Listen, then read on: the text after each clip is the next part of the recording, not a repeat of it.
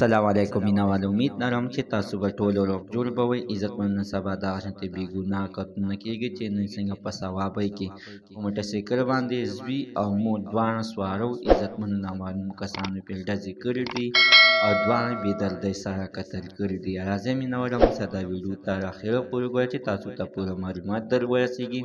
د دې معلومات نه مخکې زه تاسو ته د یادګي نه وکړم تاسو کو چینل زموږ په دې سوپر کلیک چینل کې نوي وئ چینل هم نوي سبسکرایب کړئ. مهرباني وکړئ تاسو زموږ د سوپر کلیک چینل د سره سبسکرایب کړئ. خوا کې ورسره د ټلۍ نشان ووهئ چې ښایي یوه نوې معلوماتي ویډیو تاسو ته په اسانۍ باندې در ورسېږي.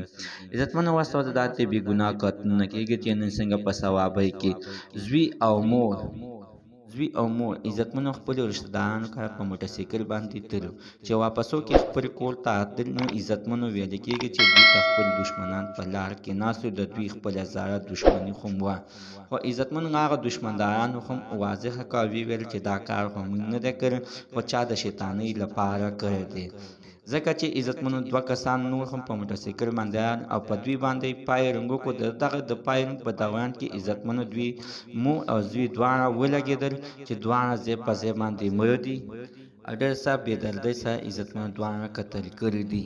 خو مینوال دغه د لاشونو والي رشته دارانو وویل چې دا زموږ زاړه دښمني ده چې هغه زاړه قاتلانو په موږ باندې حمله کړې وه هغه زاړه دښمنانو.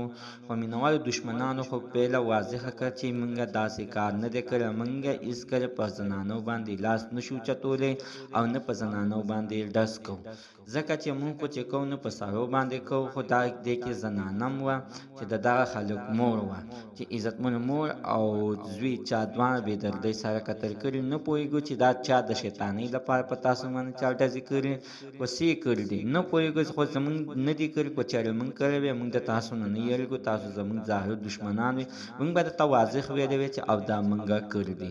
عزتمنو الله تعالی دې نوم مسلمان د داسې مرګ نه وساتي او الله تعالی دې نوم مسلمان د دښمنۍ نه وساتي چې بیا دې بل څوک هم ولي نو بیا به هم ستا په زړه کې وي چې په ما باندې خپل دښمن حمله وکړه.